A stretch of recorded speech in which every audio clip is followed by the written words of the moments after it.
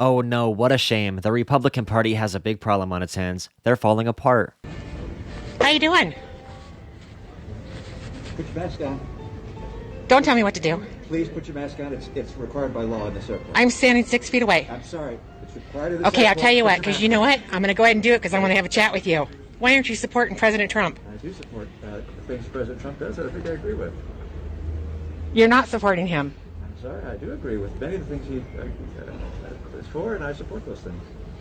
Are you going to support him in the fraudulent vote Overturn the system? election? No, I'm not. Why not? Because that's a long story. You didn't get a chance to hear my remarks in Congress. It's going to be a real long I'm sorry, can you say that again? It's a long story, but we have a constitution. The constitutional process is clear. I'll follow the constitution, and I'll explain all that when we meet in Congress this week. Well, you haven't supported him, and you didn't even support him in the election. No, I did not. Why? For reasons that I explained at the time. You were voted in as a conservative to represent the conservative constituents. Period. Actually, that's not how the Constitution works. It is. You're voted in to represent us. You work for us. Am I wrong? I work for the people of Utah. Exactly. And I am from Utah. Yes, well, but you're not the only one. I voted. I know. There's a lot of people that didn't vote for you. We'll make sure of that one. Of course I'll be primary. That's totally appropriate. You admit it. You know it. You know it's coming.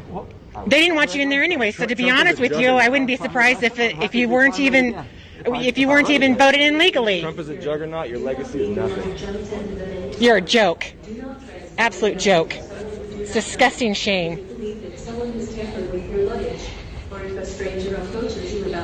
And your little friend Cox too is also. You know what? He assaulted me last night. Cox did. You might want to change it.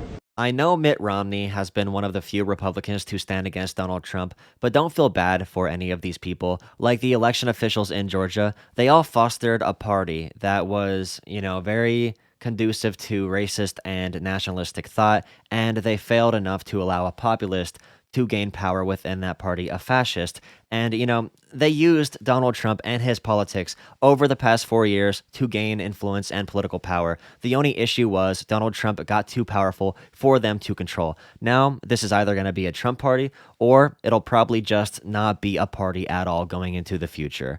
It's what happens when you freaking let someone like Trump grow so exponentially inside your ranks. Here's a video of Mitt Romney getting screamed at on a plane this time. Traitor! Traitor! Traitor! Traitor! Traitor! Traitor! Traitor! Traitor! Traitor! Traitor! Traitor! Traitor! Traitor! Traitor! Traitor! Traitor! Resign, Mitt!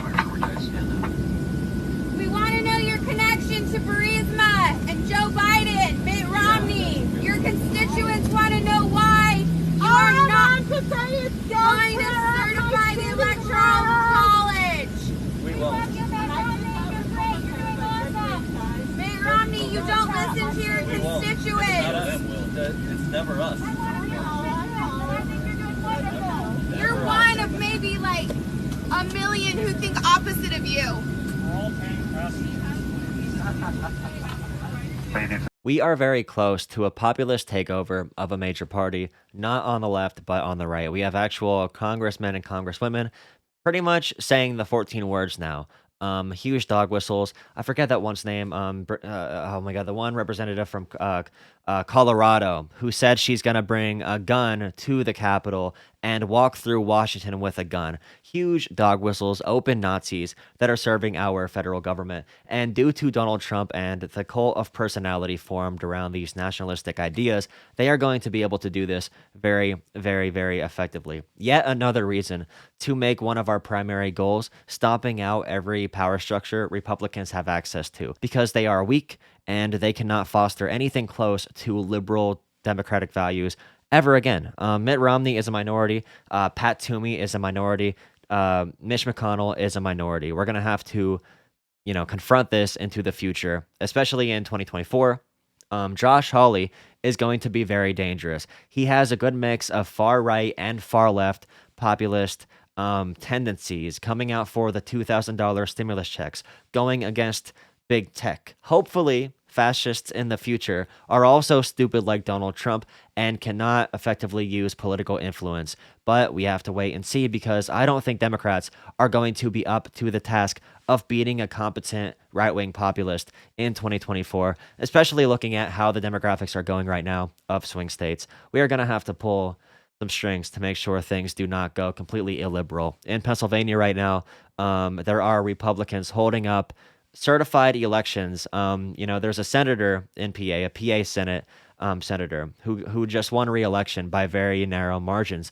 They did not let him actually be certified into his position and be sworn in, because they will not accept the results that are already certified by the PA Supreme Court. The lieutenant governor is like the vice president of a state, so they preside over the state senate like a vice president does over the federal senate.